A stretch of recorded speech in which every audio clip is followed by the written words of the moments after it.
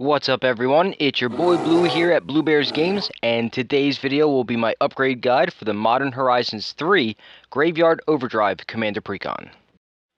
Before I get to today's video, I want to first take a moment to ask for your help in supporting my channel.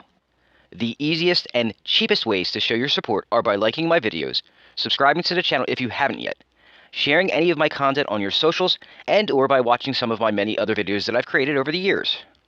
Additionally, you can support the channel by purchasing Super Thanks, channel memberships, decks that you may have seen on the channel directly from me on the Blue Bears Games Facebook page, and or visiting our sponsor, Arcane Fortress, by using the link that just popped up at the top of your screen and purchasing any of their amazing gaming supplies from them. By using that link specifically, you should receive a 5% discount store-wide. And finally, the last thing you can possibly do to help the channel out is through donations of extra cards that you may have just lying around. Even your bulkiest of bulk will help immensely, so if you'd like to donate to the channel, please message me on the Blue Bears Games Facebook page or email me at bluebearsgames@gmail.com and we can discuss the logistics of how. Anything you can do to help support my small channel is greatly appreciated, and I thank you for it. Now with that out of the way, let's begin. For my guides, I start by showing you the cards that I would recommend removing first. Then, I show you the cards that I would add back in that I believe will help make the deck either more fun to play a little better, or hopefully both. I already kind of gave you an overview of what types of changes I'll be making for this guide in the unboxing video yesterday, but just in case you forgot what I said or just didn't watch that unboxing video, I'll tell you again. I'll start by adding as many Lurgoyf creatures as I can find to really hone in on that theme. Then, I'll add ways to get said Lurgoyf creatures into the graveyard from either the hand or library so we can take advantage of Disa's first ability. Lastly, I will swap in cards of different card types that do similar things to existing cards so we can take advantage of what Lurgoyf creatures thrive on, which is having as many different card types in the graveyard as possible. It sounds simple enough, so let's get this going, and I'll start by showing you what cards I would take out first. I would remove Temple of Abandon, Temple of Malice, Temple of Malady, Talisman of Impulse, Talisman of Indulgence, Talisman of Resilience, Accursed Marauder, Soulhorn Nemesis, Siege Gang Lieutenant, Bloodbraid Elf, Infested Thrinax, Bloodbraid Challenger, Azoni Thousand-Eyed, Zeatora the Incinerator, Broodmate Tyrant, Siphon Mind, Kolaghan's Command, Riveteer's Charm, Bituminous Blast, Find Finality, and Garrick Apex Predator. That's 21 cards in total that I would recommend removing. Everything that I just showed you just did not go well in this deck at all, and honestly, there were more cuts I could have made. Honestly, I just didn't want this to turn into a complete rebuild. I wanted to have at least some semblance of the original deck so it was recognizable. I've already told you what the game plan for this guide is, so let's just jump right into it and I'll show you what I would add back in. I'll start by showing you a few ramp upgrades that I believe will help put more card types into your graveyard. They are Wayfarer's Bauble, Font of Fertility, and Mindstone. The Bauble and the Font have self-sacrifice abilities that go get lands from your library and put them into play for you. While it's more common for artifacts to do this, it's not that common with enchantments, so that could be huge. The Mindstone is an actual mana rock, but if later in the game you don't need the mana, you can just sacrifice it to draw a card, while also possibly putting another card type into your graveyard that can help buff all of your Lurgoyfs. As for the creatures, this will be pretty simple. We want to jam as much Lurgoyf goodness in as we can. So the first two creatures would be Nethergoyf and an actual copy of Tarmogoyf. Let's be honest, they did us dirty by not just putting a Tarmogoyf in the box. Its value isn't what it was when the first Modern Masters set was released, so there's really no reason not to. These two cards are almost identical, except one cares about just your graveyard and the other cares about all graveyards. The next two creatures are Terravore and Magnivore. Both of these are Lurgoyfs, but their stats get buffed a little differently. One cares about land cards in the graveyard, while the other cares about sorceries. Obviously, the one that cares about sorceries is worse, but we need as many Goyf creatures as we can get our hands on, so it's okay. The next 5 creatures aren't technically Lurgoyfs, but they do count as them at all times. They are Changeling Outcast, Taurean Mauler, Bloodline Pretender, Realm Walker, and Chameleon Colossus. As you can see, they all have Changeling, which means they are all creature types at all times. Each of them have their own benefits with abilities that either make themselves get bigger, help other Lurgoyfs get bigger, or are just unblockable, which fits well with Disa's second ability.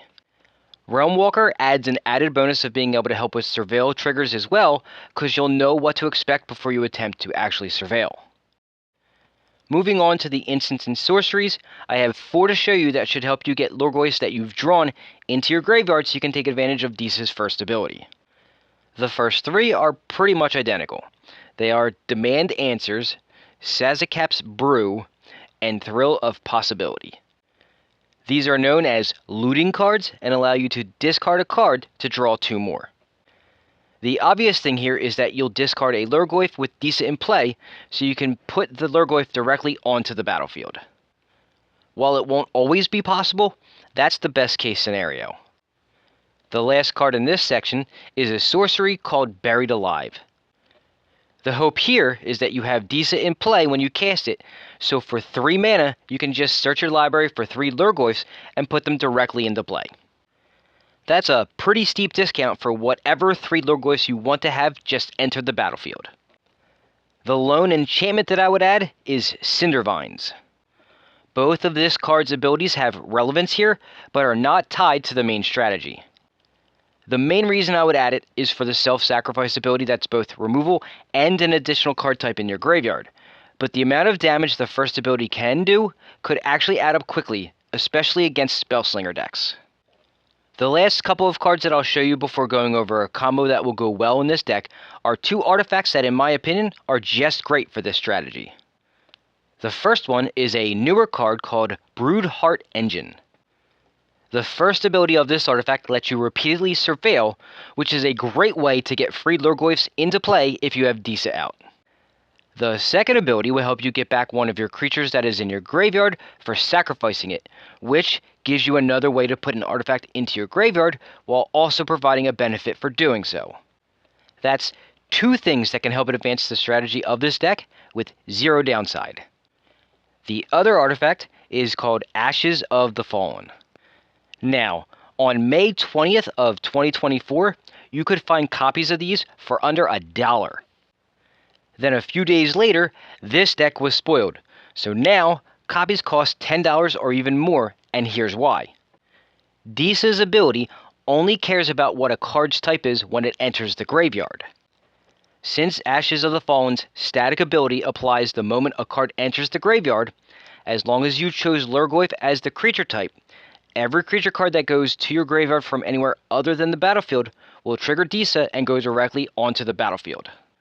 With this card and Disa out at the same time, anything that puts creatures into your graveyard from anywhere other than the battlefield become very dangerous very quickly. Seems pretty good if you ask me. Had I made this video right as Modern Horizons 3 was being released, this would have been a much more budget-friendly recommendation. And finally, the last couple of cards that I'll recommend go with the combo that I really liked for this deck. It's quite different because it uses Disa itself as the main piece.